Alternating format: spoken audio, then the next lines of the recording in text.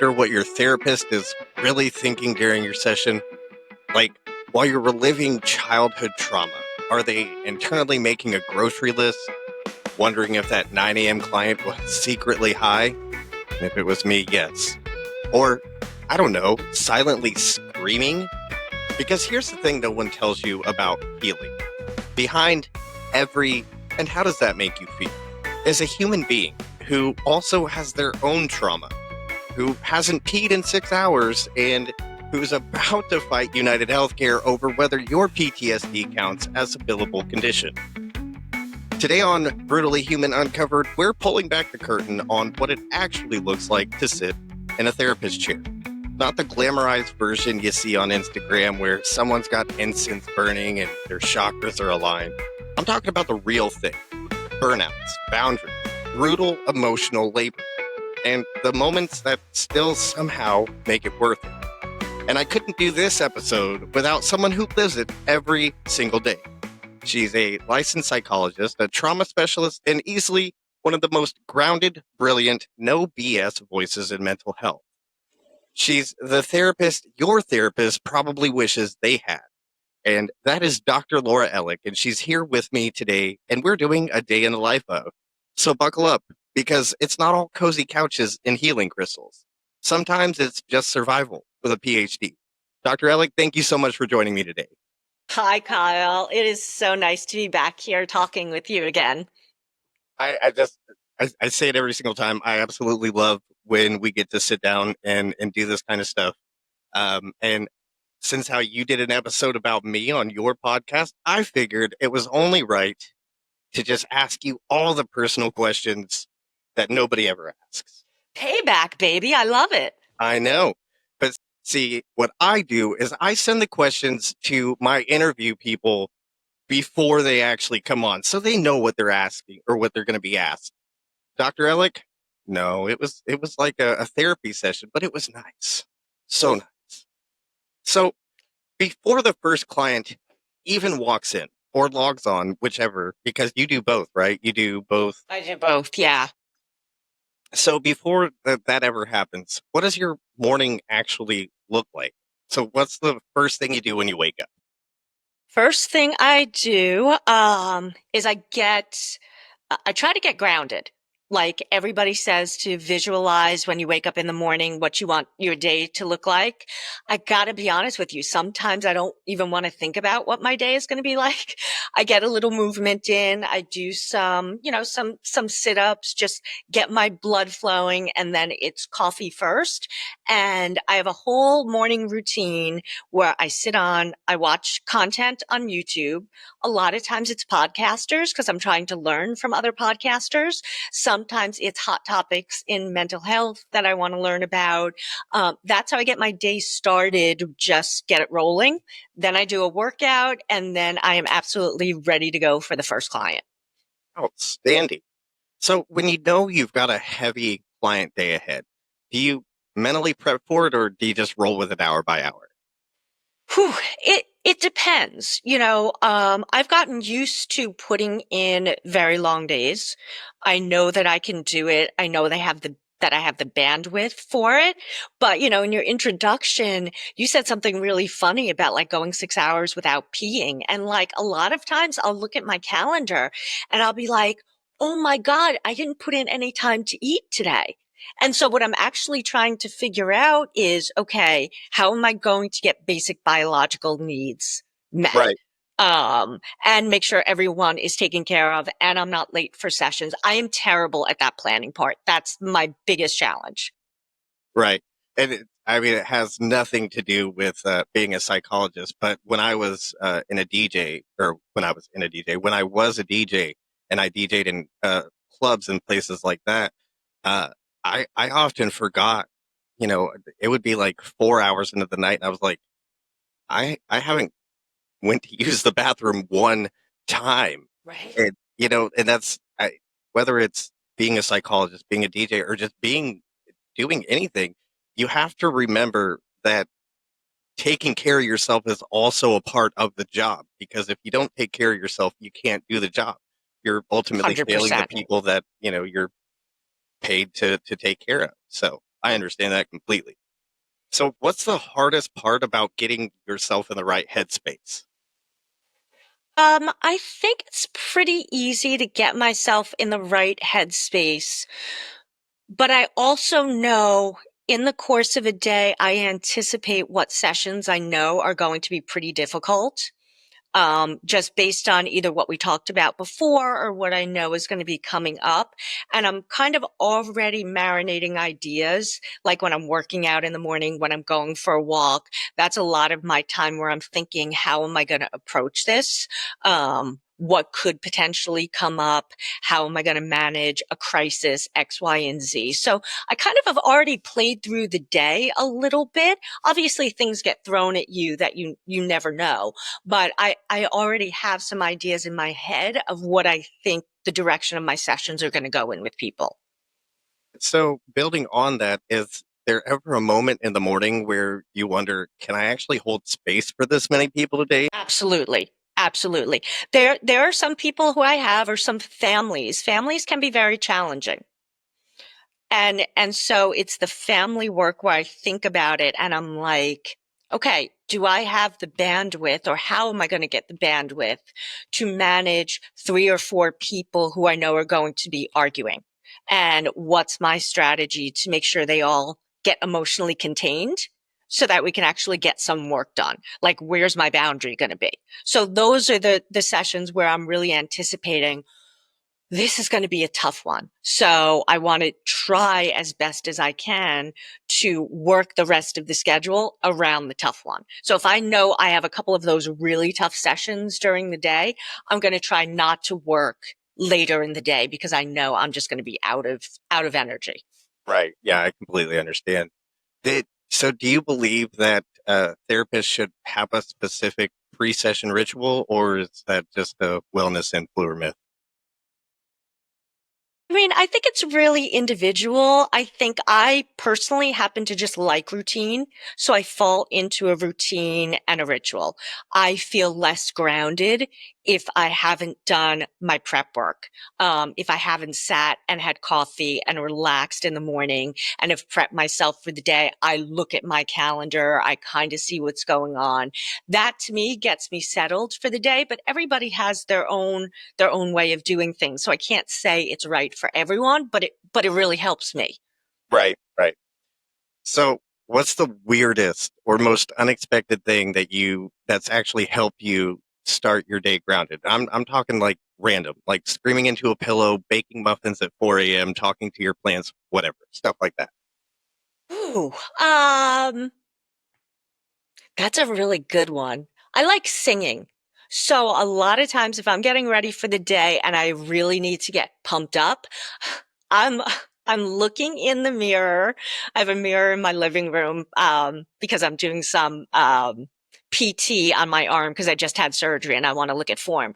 So I'm looking in the mirror and I am channeling my inner Eminem and I'm rapping and I'm trying to learn the lyrics. And I'm like, my goal is to learn like these 3 lines of the lyrics. And if I get them right, I'm feeling good for the day. That's crazy because I've been trying to learn Rap God since it came out like 6 years ago. So I understand. Video of that, I have to show it to you. Oh, yes. Yes. All right. That concludes segment 2. We'll be right back after a word from our sponsor.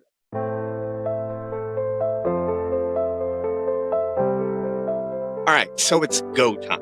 The clients are rolling in, some crying, some anxious, some just blank. What does that stretch of back-to-back sessions actually feel like from your side of the screen or your side of the room? I think that's a great question because my particular style of therapy is very interactive. So I'm not a blank slate. I'm not just sitting here going, tell me more. So the entire session, I'm trying to stay 3 steps ahead of someone, thinking about what's the best intervention for this, the best intervention for that. What do I say to this?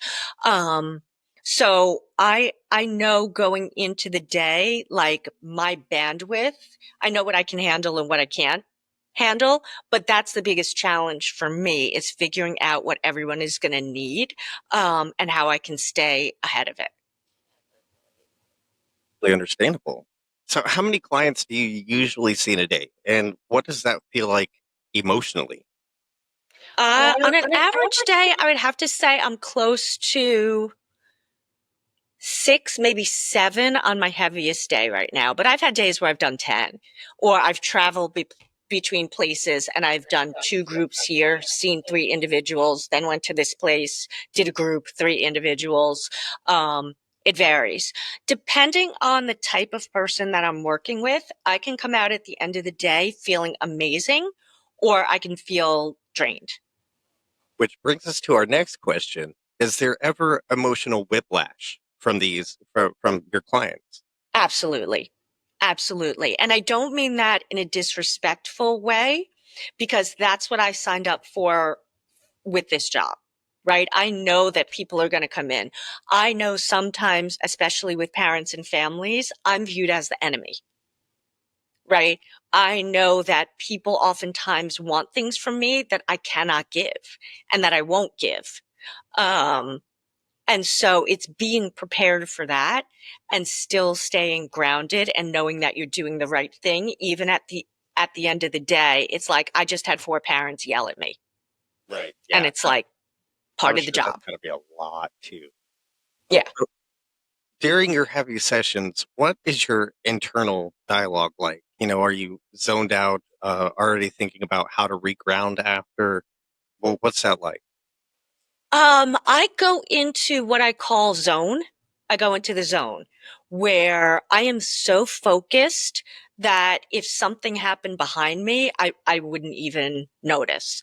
In my toughest sessions, I've had moments where I'm listening to someone's story and I'm just thinking, shit, you need a therapist. And then I'm like, oh wait, that's me. Yeah.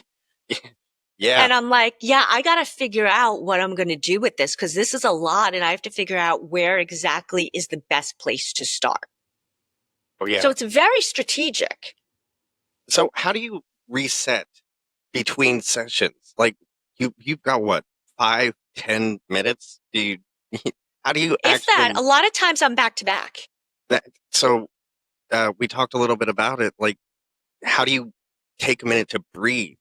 Get something to eat, or do you just sit and cry in the corner like I usually would? No, it's usually a bathroom break, a quick text to some of my friends who are going through the same thing, especially if we're all seeing the same person, like dietitian, nurse, like all of that, just checking in with other members of the team. Sometimes it's just taking a quick lap around my parking lot just to get regrounded and to recognize that there's still a world outside.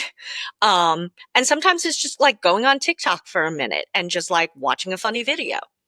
Yeah. So this next question is a little deeper, and it's: have you ever had a session where you finished and thought, "I'm not okay"? And what do you do in that moment, especially when you have another client waiting for you? I have to say, in my personal experience, I do a really good job of having a boundary and this is I think this is part of my personality. I think it's also part of my training where I can feel someone's story heavily. Right. And in the moment when someone is telling me some really significant trauma, I am totally with it. I am envisioning it. And then I turn it off until the end of the day. And then the end of the day is when I'm able to process everything. And I think of it a lot like with medical doctors. When something is going wrong in a surgery, like you don't have time to process it. You got to do what you got to do. And then after everything is done and it's okay, that's when you look back on it. And that's when you really get to say, okay, what went wrong? What would I do differently? Let me just breathe. Usually I debrief myself at the end of the day. So I've never actually had someone that's derailed me so much where I had to cancel the next session or something like that. But I have had moments where I'm like, all right, I gotta package this up for right now and I'm gonna deal with this at the end of the day. Right. So let's be real. Has there ever been a client that's ever triggered something in you that you didn't expect? how did you handle those moments while staying present with them? So, there's this big push in culture right now about narcissism, Hmm. right? And I think I've talked about this before is I know when I'm dealing with a narcissist because I get significant anger triggered inside of me. Me Um, too. so I know right away when I feel the anger in a certain part of my body, I'm dealing with a narcissist.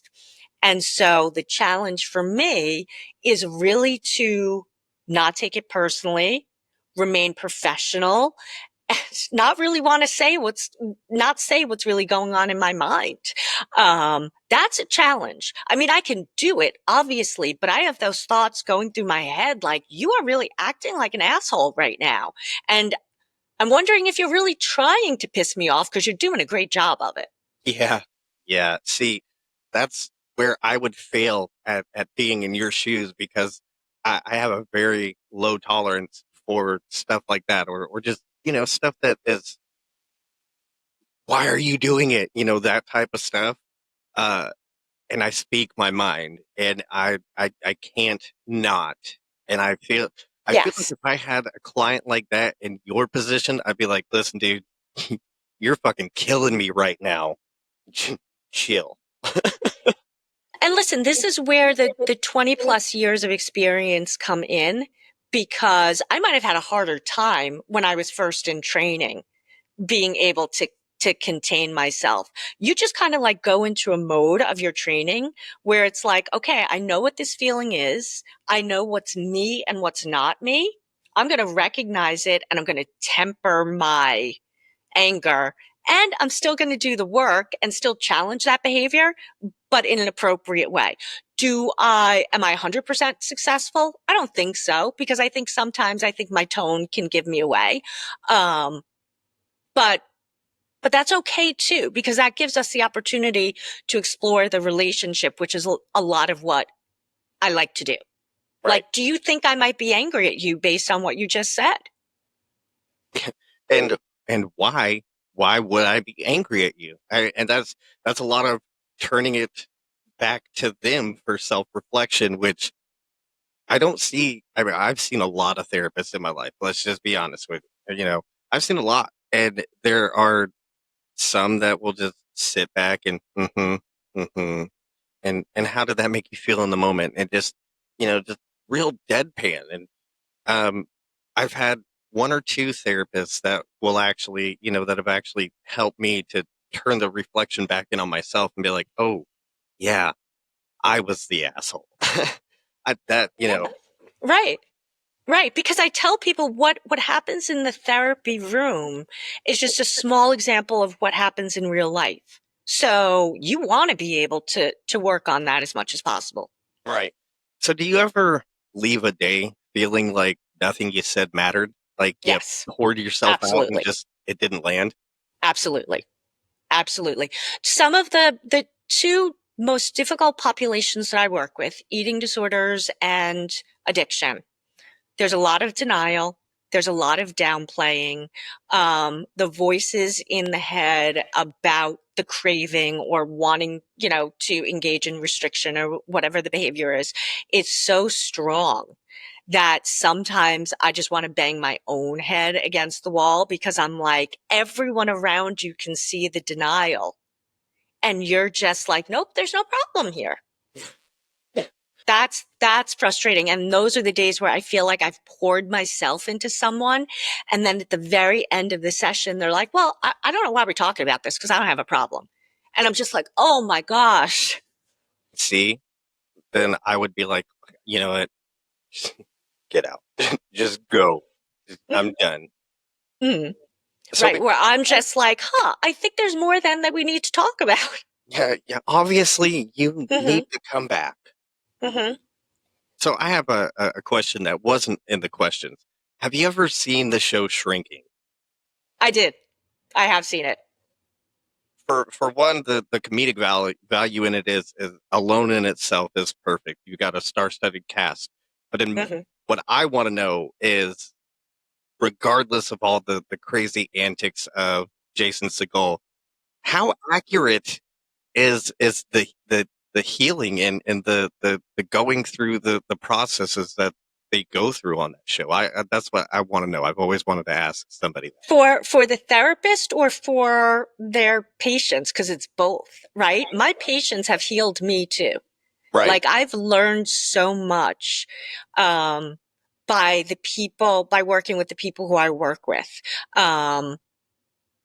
They bring a lot to the table, and I can't do what I do without them, right? And sometimes my patients, my clients, whatever word you prefer, will say things that are just absolutely brilliant. And I'm like, I wish I had thought of that. So I think, again, if you're looking at the relationship, whenever you're in a relationship with someone, whether it's a friendship, whether it's boyfriend, girlfriend, whether it's therapeutic, you are still learning from each other. So I would say in that particular case, what they show is yeah, it's kind of accurate. The other stuff that he does, I could see very easily how some people could go down the rabbit hole where, you try to do the right thing. It lands wrong. Now you're trying to overcompensate for it. Now you've created a bigger problem. They just take it to like the nth degree. Yeah. Yeah. And so, the whole thing it started around, Jimmy or Jason Segel, losing his wife. Right. And it to me, it showed a side of, therapy and therapists, psychologists, whatever, what have you, of this is part of the reason why I wanted to do this episode, is because at the end of the day, you're still real people who deal with real shit. And I mean, that was just, a show of him bringing his personal into it. Yes.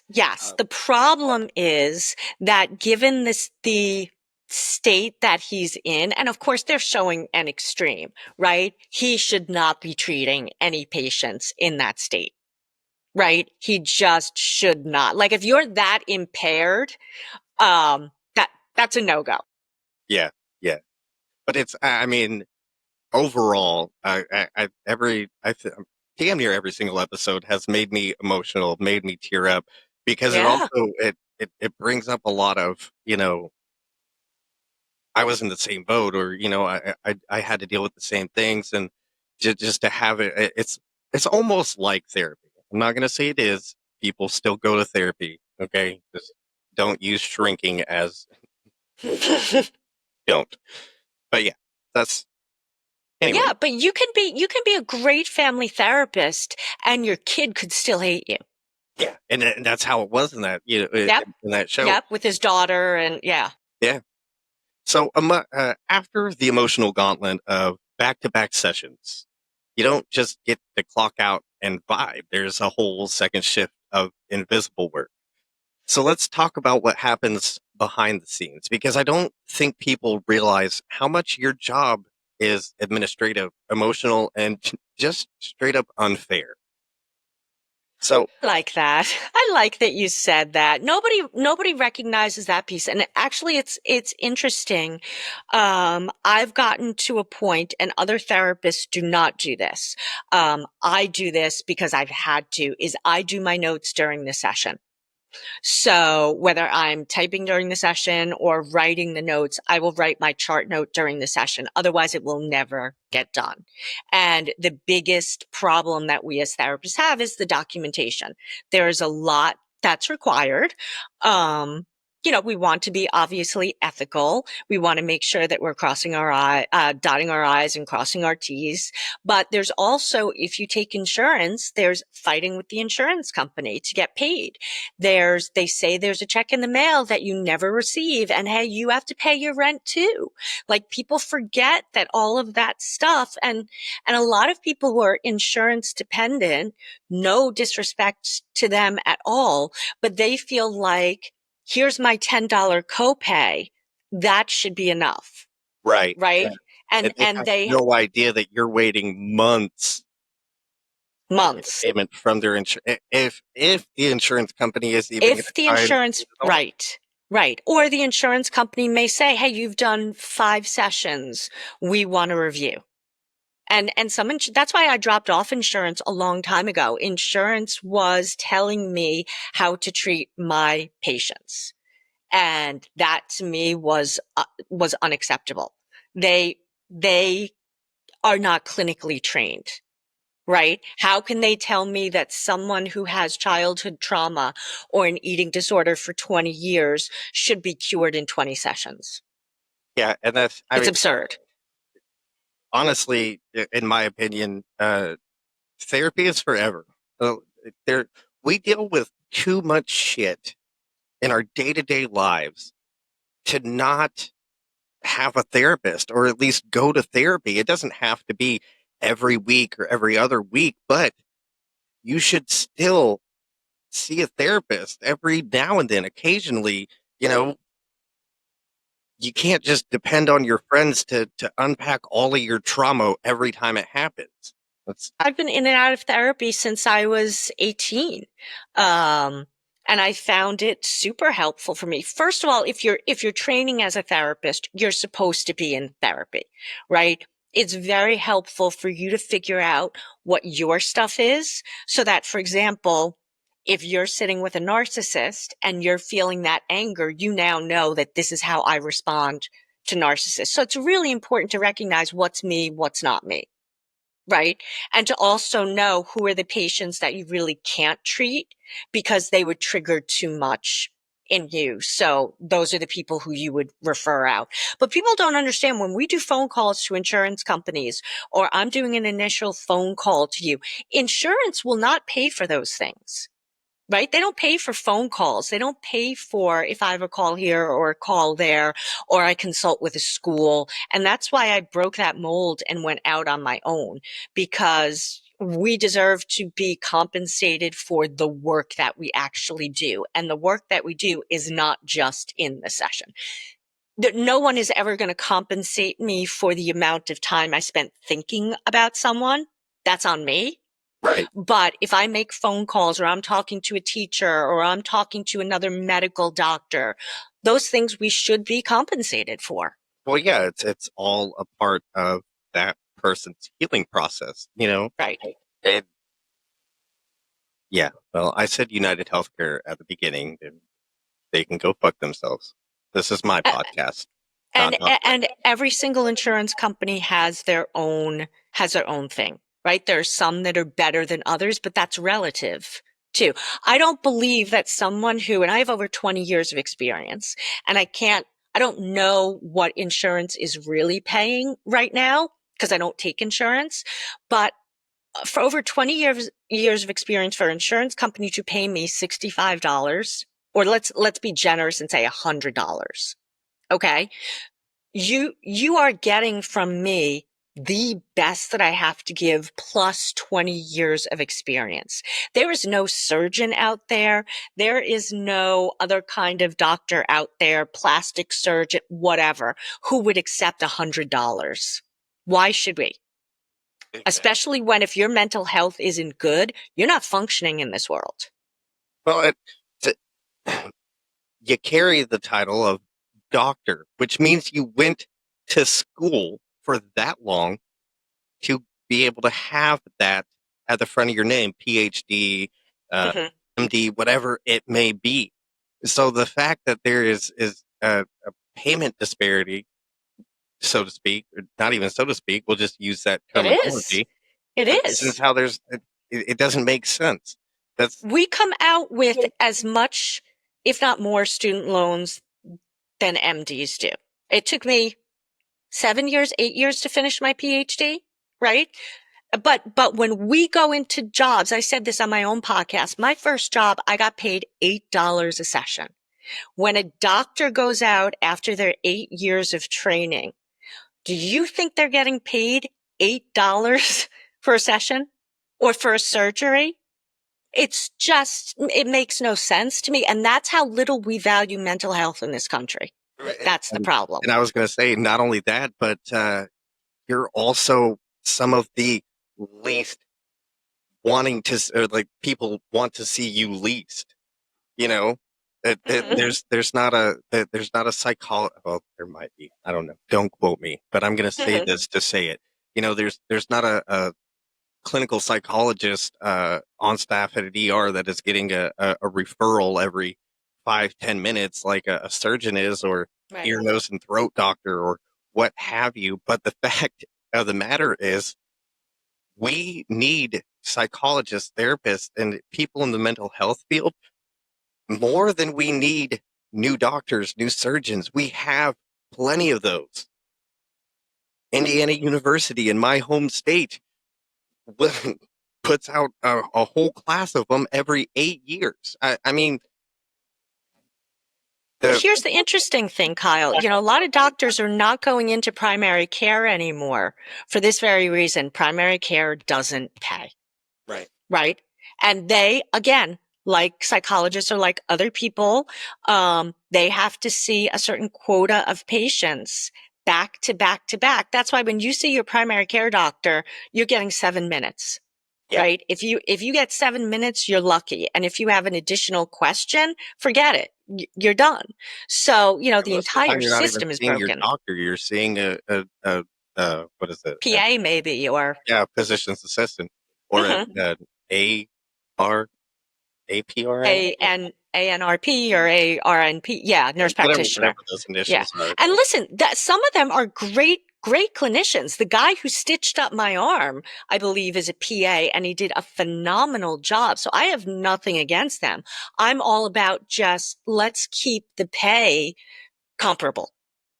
Yeah, and maybe, I'll say maybe now that mental health in America is actually starting to be looked at, which it has in the last, I would say, 5 years.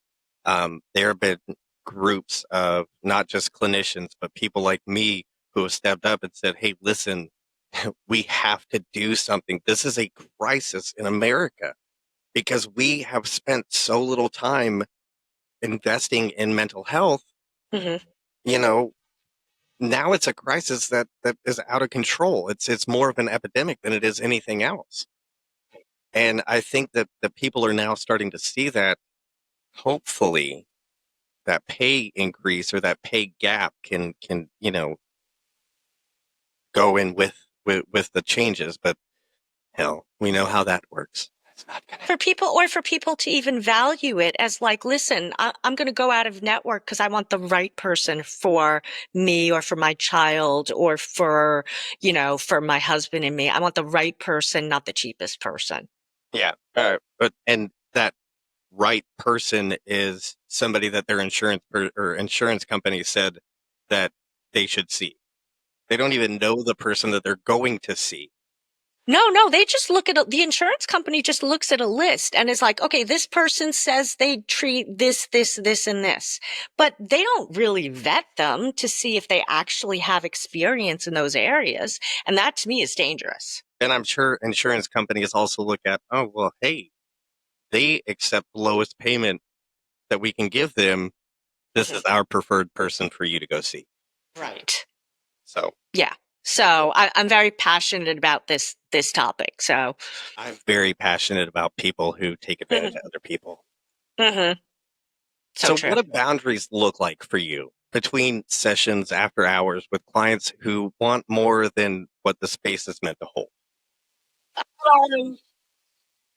Actually, I'm a little bit looser with that than some other people are. So my business phone happens to be my personal phone too. Everybody has the same number because I don't want to go back and forth between phones. So people text me at all hours to change appointments, to do this, to do that, whatever it happens to be. If I'm by my desk and someone wants to change an appointment and it's a Sunday morning and I'm available, I'll just do it. Right. If it's, hey, I have a quick question about something we talked about. I'm not going to make someone wait because I don't like waiting. Right. So I'm happy to do that just to alleviate some kind of anxiety. If it's something that it looks like it's going to be a little bit more detailed, I'll say, hey, why don't we just schedule a session for this? I'm very flexible with my hours again, because I know what it was like to look for a therapist myself and to not have anyone available. I couldn't get in to see anybody. So I will work Saturday, I will work Sunday, but I do have certain hours where I'm just like I'm off base. Like we're not doing it. But I do try to accommodate people who travel or people who are VIPs, who are sports people or whatever, and they can only meet at certain times. I've done home visits, which my supervisors in graduate school would probably have a heart attack over because we were not trained to do that. Right. But that's part of, to me, offering service above and beyond. And because you do that, do you think that builds your client's trust more, that you have a better relationship clinically with them? I'd hope so. I mean, I hope that they would get the message that I care about them as human beings, right? You're not just a slot in my schedule. And again, I know what it feels like to have to wait to see someone or to wait to have a question answered. And I get it. If I text somebody, my doctor, I'm not expecting an answer right away. But it's a nice surprise if I do get an answer right away. And I'm like, shit, this person's on top of it. I like this. Yeah. Mm-hmm. So do you feel like therapists are ever given enough room to be human in all of this? Or are you expected to be robots with perfect notes, flawless boundaries, and unlimited empathy? Oh, listen, there are some areas that are definitely no-go, right? I'm not, we are not, hopefully, ever having a relationship with a patient. That is a no-no. However, I hear that it happens. It happens far more than I would like to hear that it happens. I have my own theories about that, which you and I could talk about, but I think it has to do with the training that you get, what kind of degree you get, those kinds of things, your level of experience. But in terms of boundaries, that's like a no-no. You don't go out with patients. You don't hire your patients. You don't have what's called that dual relationship, right? Yeah. But again, some people would say you don't do home visits. I will do home visits in certain circumstances. That's just what I offer. But when I do a home visit, the boundaries are very clear. Right. I'm coming in, we're having the session, I'm going. We're not having tea, we're not having a drink, we're not no. I'm not coming over at 5 p.m. and you're cooking me dinner and I'm staying for wine. That's not happening. Exactly. And so, I'm also... Although, if it's me, you can cook me dinner and I'll drink wine with you. And I'll talk about your feelings. I don't care. There you go. So, but you're not my patient. So it's a different story. But listen, a lot of it has to do with you knowing what your boundaries are and not being afraid to say no. Right? Totally. And that's your own personal issue that I hope that people work out in their own therapy. If you're a people pleaser, sometimes you have to say no to your patients. Right. You got to say, I can't do this. I am not committing insurance fraud. I'm not saying we had a session if we didn't have a session. Whatever someone is asking you, that becomes a therapeutic issue. Right. Where I'm like, well, I'm curious. What would make you ask me to break the law? What's going on with that? Right? Yeah, exactly. Yeah. Do you ask other people in your life to do that? Right? You might. I don't know. Excuse me. Would you like to rob a bank with me? Exactly. But it goes back to Jason Segel and that whole show. Like, this poor guy's boundaries are all over the place. Yeah, he took a guy who went to court for fighting into a boxing ring. Brought him home, and then his daughter, I think, was interested in him, right? Yeah. Which I gotta give it to the patient. He successfully swerved his daughter. So there's that. And with that, we'll be right back for more. Okay, so you're a therapist, but you're a person also. A very real human person with your own trauma, exhaustion, triggers, and probably an ever-growing list of things clients accidentally remind you of. So let's talk about the part no one ever sees. What happens when you hit your limit? What does it feel like? What does the burnout feel like? Not the textbook definition, but the real personal version that shows up in your body and your brain. I feel it as I have nothing left to give to anyone. And this is also one of the things that people don't know about the job is you are giving a lot of your bandwidth to the people that you're working with. And then unfortunately, the people in your personal life sometimes get the short stick, right? Because there are times where I've just dealt with very, very difficult people. And then my daughter will call me and be like, so and so is mad at me. And I'm like, I can't. Like right now, I so want to listen to this, but I just heard these stories of abuse and cheating and this and that. Can you just give me a minute to like get it together so that I can call you back and be present for you? So for me, I feel the word that I often use is inflamed because I'm very big on inflammation. I feel inflamed. I feel like I'm on the verge of getting sick. I feel like I can't give, don't ask me to do anything for anybody at any time. I have to just go to bed. I get that often, and I'm not I'm not a psychologist. I get it. Right. But, I mean, but no matter what you do, but especially with what you do, and I'm about to record an episode about um, ICAC agents, ICAC, the people who deal with child exploitation, Yeah, um, and how that affects them. And absolutely. I mean, that we can compare that pretty much to what some of the stuff that you have to listen to, and I can imagine it's just for me personally, like trying to put myself in your position, that would be hard to do.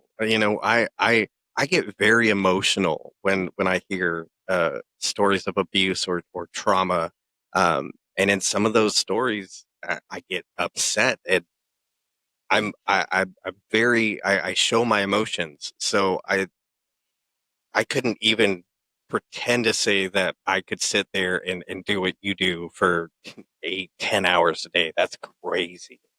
And that's part of the human experience too. There have been some sessions where I have shed a tear, right? And some people will say, "Oh my God, as a therapist, you shouldn't do that," because then your patient will think that you're burdening you. No, I think it's a human experience to experience emotion and Right. to have someone tell you maybe some of their deepest traumas and for you to be a blank slate.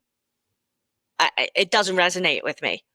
Yeah, I had a therapist back when I was 15, 16. And I was telling her about uh some of the stuff that I had to deal with as, with my mom, and she just stared at me. And I'm just like, "Okay, well, I'm telling you about some stuff that's making me emotional, and you're just sitting there with no emotion." And Right. I want to say that I stopped telling her the story.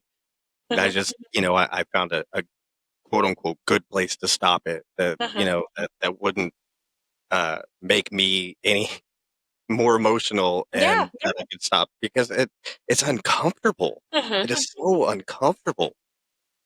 And it's just like talking to a podcast host who will ask a question and then just sit there with no emotion whatsoever while you're talking about it. I never forget that my job is a privilege.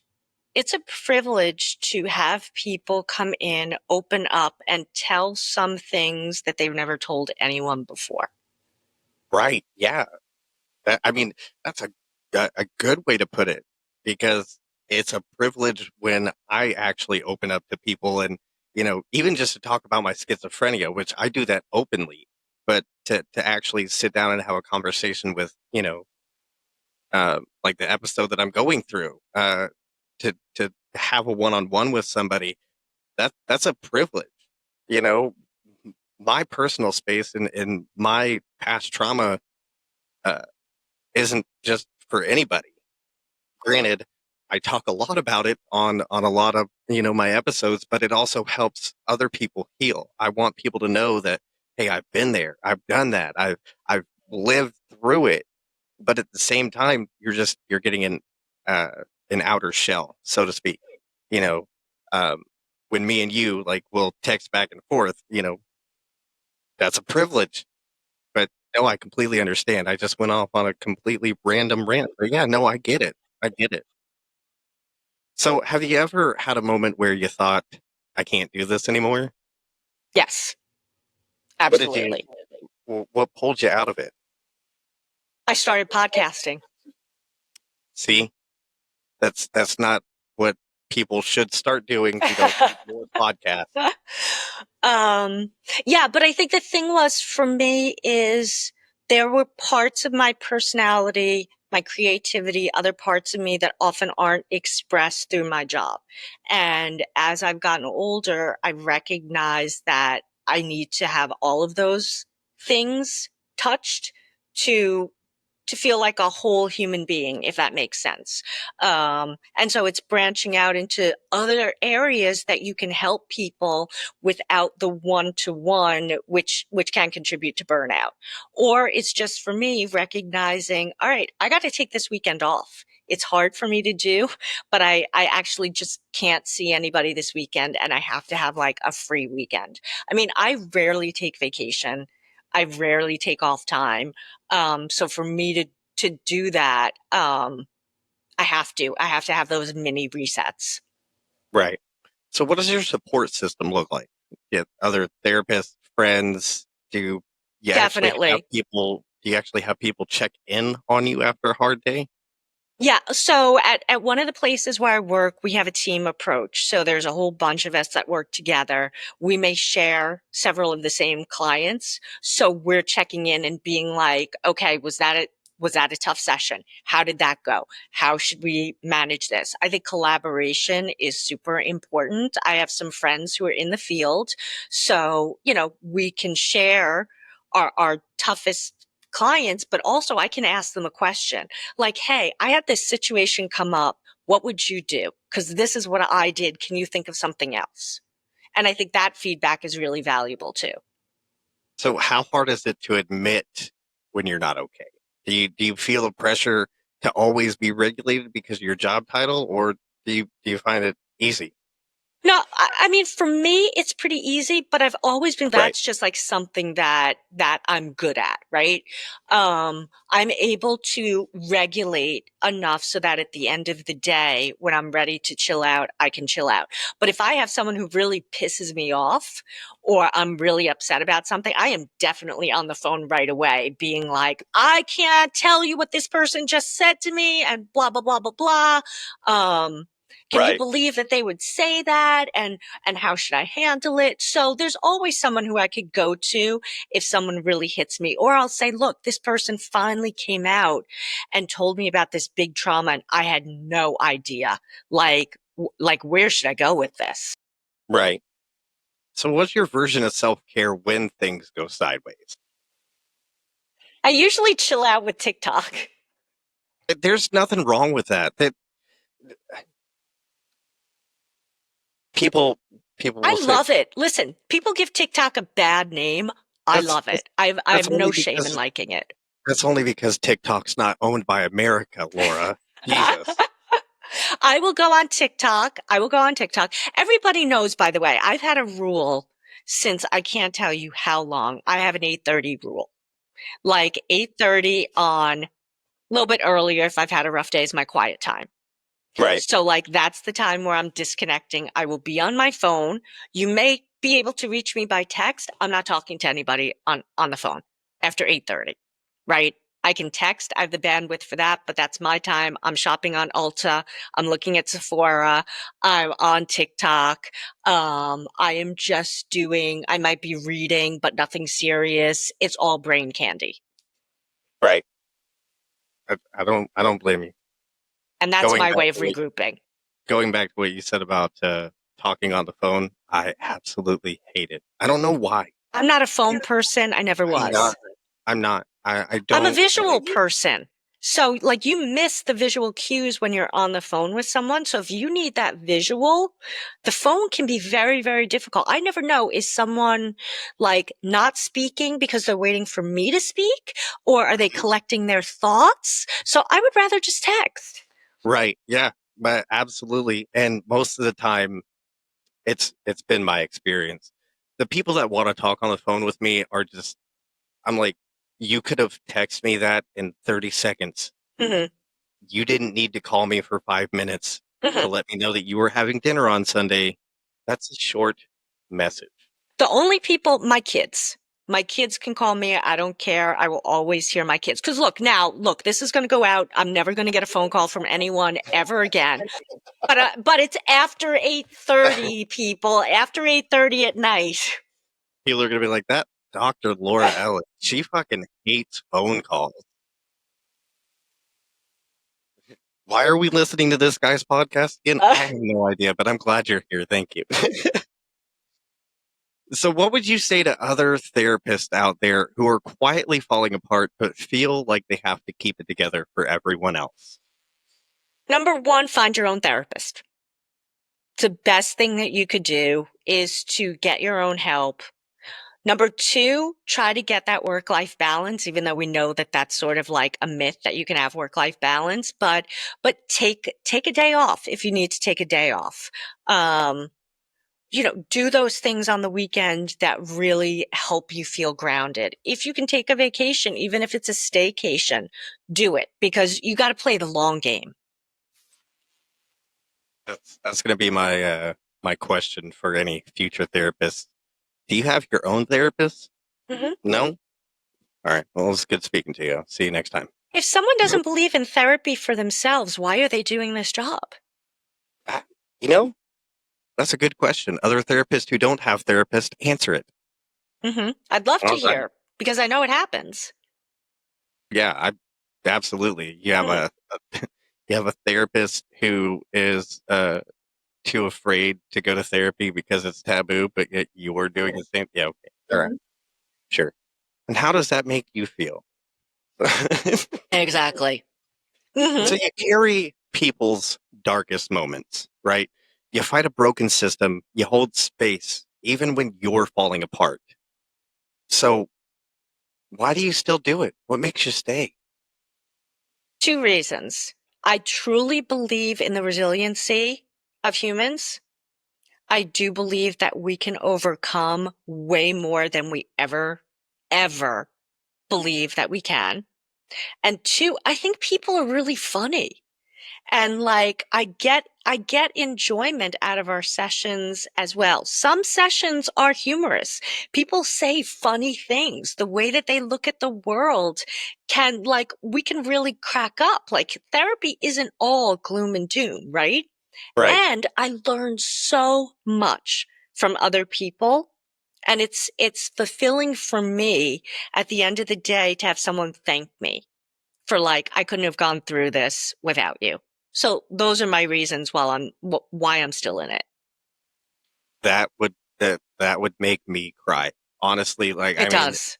It not does. even lying to and me not even being a psychologist. We've said that many times. By the way, I'm Kyle Fields. I'm not a psychologist. I am a psych patient though. So Mhm. there's that. Anyways, um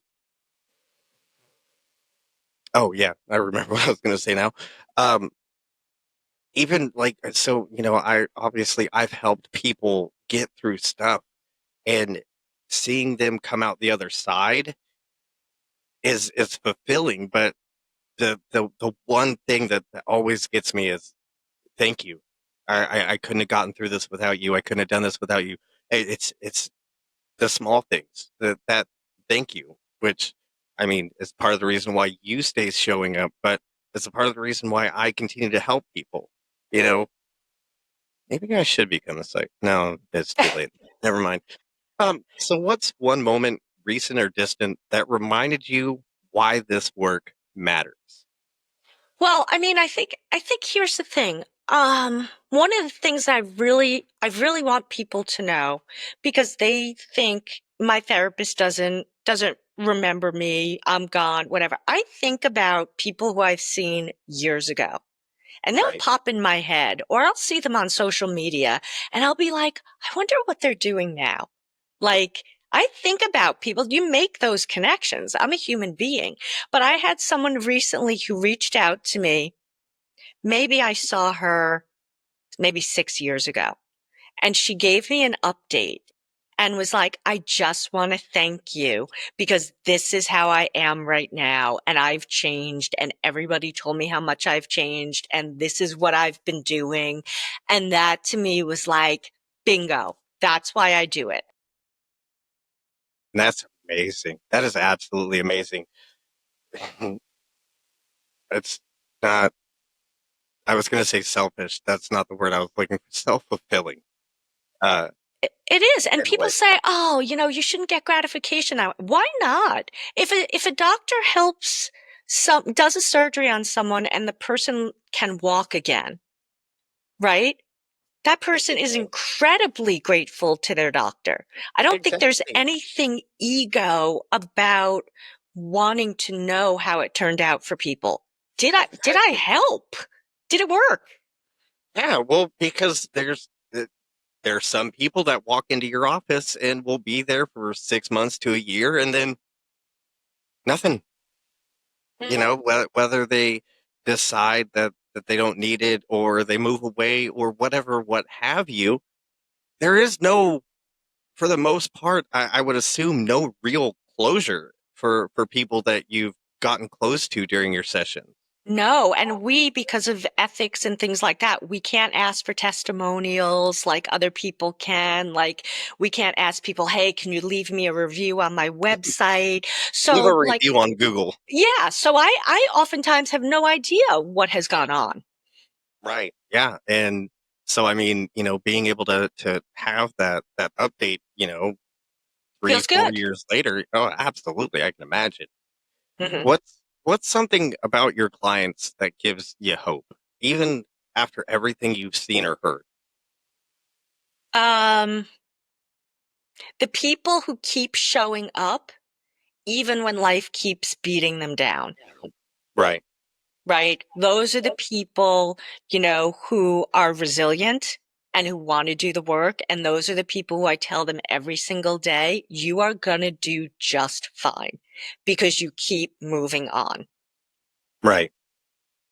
What do you want people to know about therapists? Like, if someone's listening right now and they think they've got it all figured out, what's the truth? If I'm on a date with you, I'm not analyzing you. Can we just stop? Stop. I'm off duty at times. So I'm not always, I don't always have my psychologist brain on. And that's what sometimes people are a little bit intimidated by that, thinking that if I'm talking to someone at Publix, that like just casually people will say, so are you analyzing me now? No, I'm really not. I'm off duty. What's really funny is when I told you that I had started my schizophrenic episode, that was the first thing I thought. I was like, oh, this is like a gold mine for her. She could ask so many questions right now, and I would probably give her the answers, but she's actually just being a friend. Yeah, that's She all is I a wanted to know friend. is, are you okay? I know, I know, but that's exactly where my brain was or went was she's gonna analyze me. She's gonna do the psychologist thing on me. Mhm. And I completely, to be completely honest with you, if you had asked those questions, like if gotten clinical and wanted to know, I would have given you the answers. Mhm. But you're too late for that. So, you- so my last question for you: if this work stopped being possible tomorrow, what would you miss the most? Human connection. Yeah, Human connection. Because even though it's a professional relationship, talking about boundaries, again, it's a different way of connecting with people. And I find there's so many human beings, like I said, who are just so freaking interesting and have such an interesting perspective on the world.